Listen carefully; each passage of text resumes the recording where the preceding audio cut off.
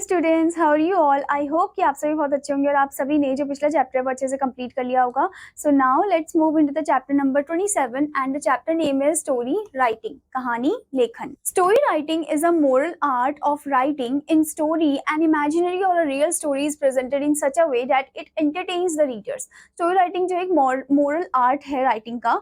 Okay and story में हम imagination भी यूज करते हैं, फिर हम रियलिटी भी शो करते हैं ताकि वो इंटरेस्टिंग बने और एंटरटेन करे रीडर्स को. Okay, now make a suitable story on the basis of the following outline. आपको यहाँ पर कुछ आउटलाइन दिया गया, आपको उन आउटलाइन की मदद से आपको एक सूटेबल स्टोरी क्रिएट करनी है. ओके, जैसे कि आप यहाँ पर देख सकते हो, turtle lived in a pond friendly with two swans met on the edge of the pond. Okay, so यहाँ पर आप देख सकते हो ये स्टोरी ऑलरेडी क्रिएटेड है. The story title is the swans and the turtle. Okay, once so let's read this story students. Okay, once there were two swans in the distant village.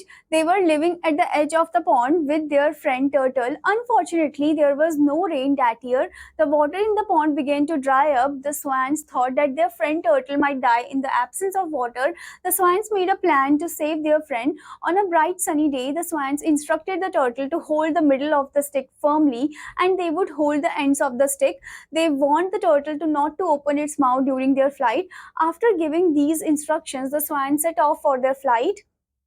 As they were flying above the village, people were surprised to see the sight. They wondered and appreciated the swans for the plan they had made to save their friend. The turtle wanted to respond to this. As it opened its mouth, the turtle fell on the ground and died. The swans grieved about their friend's foolishness even after instructing.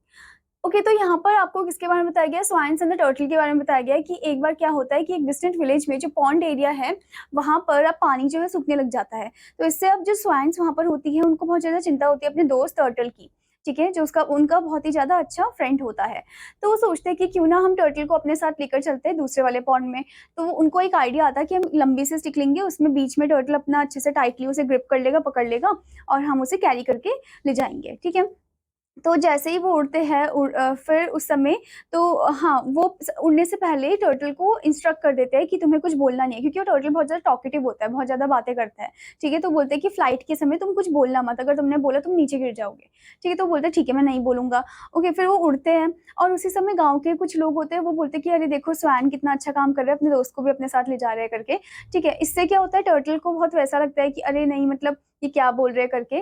तो वो जैसे ही कुछ बोलने वाला होता है वैसे ही turtle क्या हो जाता है, नीचे गिर जाता है और उसकी डेथ हो जाती है. ओके, फिर जो स्वैन है वो बहुत ज़्यादा दुखी होते हैं और वो ये भी बोलते हैं कि ये कितना ज़्यादा फुलिश था, हमने इसको मना किया था पर तब भी इसने हमसे बात करी उस समय. Okay, now student, the next story title is a poor farmer. Once upon a time, there was a poor farmer named Ramesh who was struggling to provide for his family. Life was hard, and despite his best efforts, he barely managed to survive. One day, his friend Suresh, who was wealthy and kind-hearted, decided to help him out. Suresh gave Ramesh a bag of seeds with the understanding that Ramesh would return half of the harvest once the crops were ready. Grateful for the help, Ramesh planted the seeds and watched as his crops grew abundantly. However, as the harvest season approached, greed began to creep into Ramesh's heart. He decided to keep the entire harvest for himself, thinking that Suresh, being wealthy, wouldn't miss it. When Suresh came to ask for his share, Ramesh lied, claiming that the crops had failed due to poor weather. Suresh, though disappointed, believed his friends at first. However, rumors of Ramesh's bountiful harvest soon reached Suresh's ears. Feeling deeply betrayed, Suresh confronted Ramesh, who was forced to confess his dishonesty. The village, upon learning of Ramesh's deceit, shunned him. In the end, Ramesh not only lost a valuable friendship but also tarnished his reputation, making his situation even worse than before.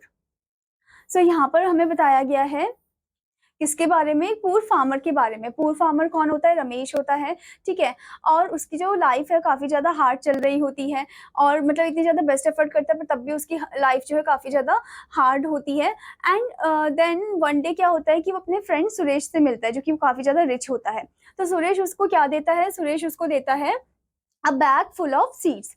ठीक है। और वो ये भी बोलता है कि तुम्हें इसका हाफ जो हार्वेस्ट होगा वो मुझे भी देना होगा, ठीक है। तो रमेश उस समय बोल देता है ठीक है मैं दे दूंगा।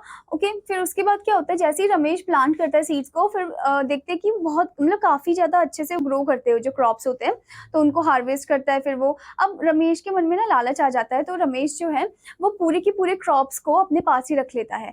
ओके, और उससे वो पैसे कमाने लग जाता है, ठीक है। और वो सोचते हैं कि अरे वैसे भी सुरेश तो काफी रिच है, तो उसको मतलब वैसे भी उसके पास तो काफी खेत है ये सब, ठीक है। वो ये सब बातें सोचता है। फिर सुरेश जब उसके पास आता है अपना हिस्सा लेने के लिए, तो रमेश उसको झूठ झूठ बोल देता है कि वो जो क्रॉप्स थे वो फेल हो गए थे, ठीक है। मतलब पोर वेदर की वजह से वो एकदम खराब हो गए थे। ओके, तो इससे सुरेश पहले तो उसकी बात मान ही लेता है, फिर बाद में गांव के जो लोग हैं वो बात कर रहे होते हैं कि अरे देखो रमेश के जो क्रॉप्स थे वो कितने अच्छे उगे थे, ठीक है, उसे तो काफी ज्यादा प्रॉफिट हुआ, ऐसे ऐसे जब सुरेश को पता चलता है तो सुरेश गुस्से में रमेश के पास आता है। ओके, और उसे ये बोलता है कि तुमने मुझे धोखा दिया। एंड लास्ट में फिर क्या होता है, लास्ट में जो गाँव के लोग हैं वो रमेश को जो गाँव के लोग हैं वो रमेश को सजा देते हैं, पनिश करते हैं, ठीक है। और आखिरी में जो रमेश है वो नॉट ओनली मतलब उसका जो हिस्सा था वो भी चला गया, और ऊपर से उसका जो एकदम अच्छा वाला दोस्त था वो भी लॉस्ट हो गया।